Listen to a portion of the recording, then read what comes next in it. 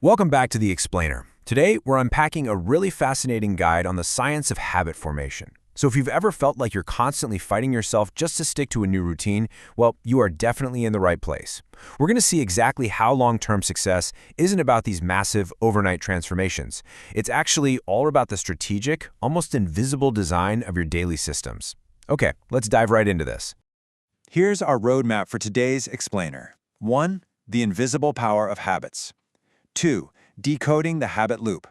3. Why discipline outlasts motivation. 4. Environment and habit design. And finally, 5. Systems over goals. I want you to think about this for a quick second. What is literally the very first thing you do when you wake up? Do you instantly reach for your phone and accidentally doom scroll for 20 minutes? Do you get straight out of bed to pray? Or maybe you head right to the bathroom to brush your teeth.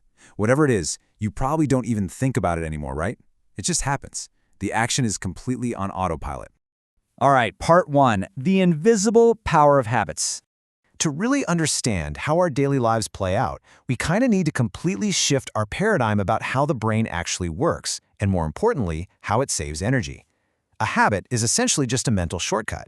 See, the human brain is an unbelievable machine, but it is deeply wired to conserve energy at all costs. If your brain had to consciously process every single micro-movement of tying your shoelaces or driving to work every day, you'd be totally exhausted before you even had breakfast. So, to fix that, the brain creates shortcuts. It automates repeated behaviors to save that precious mental bandwidth. The catch here: your brain honestly doesn't care if it's a good habit or a bad one. It just automates whatever you repeat. Now, a lot of us fall into this trap of thinking that massive success requires dramatic, intense effort. But look at this comparison. On the left, you've got a student cramming for 5 stressful, panic-filled hours the night before a huge exam. And on the right, a calm student studying for just 30 minutes every single day for months. Who do you think actually retains more? Who performs better?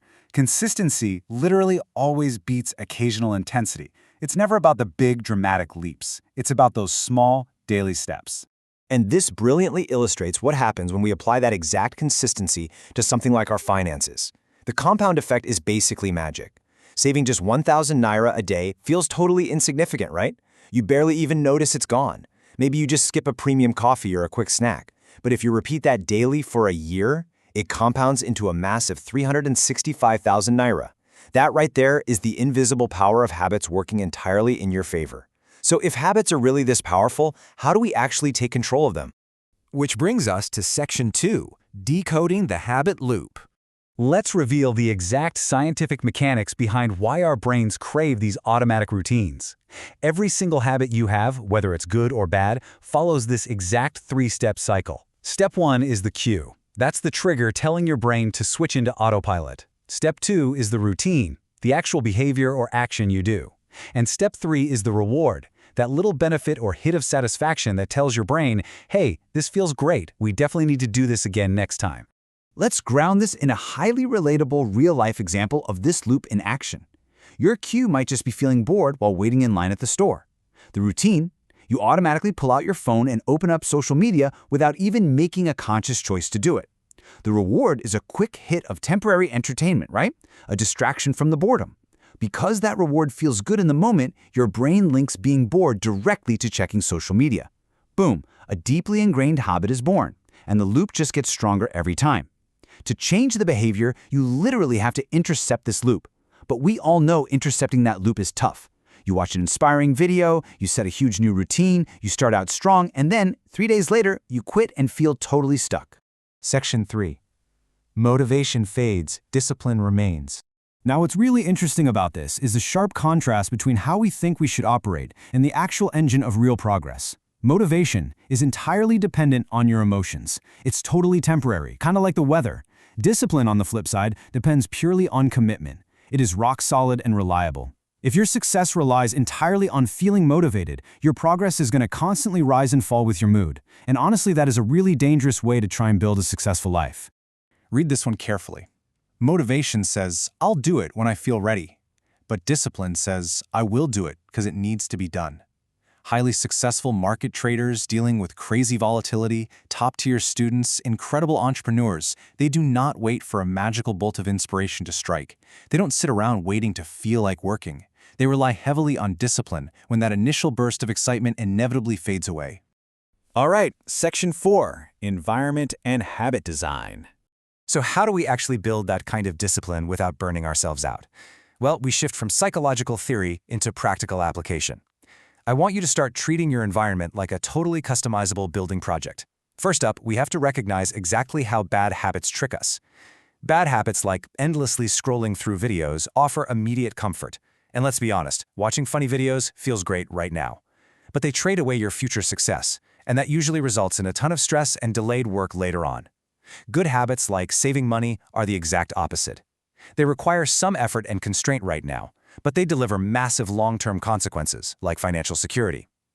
Since our brains naturally prefer immediate rewards, the real trick is making those good habits way easier to choose. To win this game, we have to actively remove the friction from our good habits. Don't try to overhaul your entire life by tomorrow morning. Start small.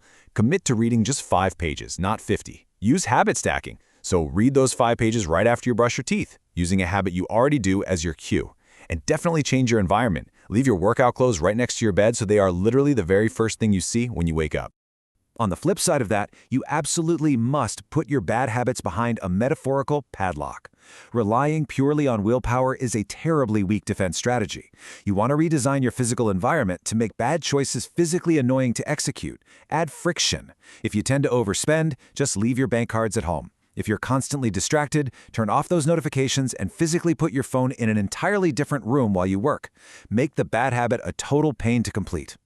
So, the crucial point here is that true, lasting consistency is actually all about your identity. Instead of saying, I want to read more books, shift your mindset to, I am a learner. Instead of saying, I want to save money, tell yourself, I am financially responsible. Take a second to really absorb that difference. When you deeply connect your daily habits to your fundamental identity, being consistent stops feeling like a chore. It just feels totally natural because it aligns with who you genuinely believe you are. And this realization builds right into the ultimate framework for success. Which brings us to our final part, Section 5, Systems over Goals. We really need to shift our focus entirely away from the end destination and put all that energy into the power of daily execution. Look, we all know how to set goals. Every new year, people write these huge lists of things they want to achieve, only to completely abandon them a few weeks later. Why does that happen? Because goals only provide direction. They are literally just a pin on a map. But here is the secret. Systems are the vehicle, the route, and the fuel that actually get you there. If you focus entirely on the destination but have no vehicle, you aren't going anywhere. Robust daily systems are what keep you moving forward when your motivation inevitably tanks. And this chart right here really says it all. Occasional extreme effort gives you these massive spikes of progress followed by long, depressing flatlines or even drop-offs. But a 1% daily improvement, it curves upwards exponentially over time. A seemingly tiny, totally insignificant 1% improvement dramatically outperforms sporadic bursts of intense effort. That is the true magic of the compound effect we talked about earlier. It's basically just math working in your favor. The best part is, you can start engineering your own blueprint for success right now just by answering 3 highly practical questions. 1. What exactly will I do? And remember, keep it incredibly small and specific. 2. When will I do it? Tie it to an existing habit or a specific time of day. And 3. How will I track it? Seriously, a simple check mark on a calendar works wonders. You absolutely do not need perfection to start. You just need a system. Which leaves us with one final provocative question to wrap things up. What small habit are you going to build today? I challenge you, don't wait for tomorrow and definitely don't wait for that perfect moment because it doesn't exist. Apply the 1% rule right now. Pick just one small thing. I promise the future you is going to be incredibly grateful for the robust systems you choose to build today. Thanks so much for joining me on this explainer, and I'll catch you next time.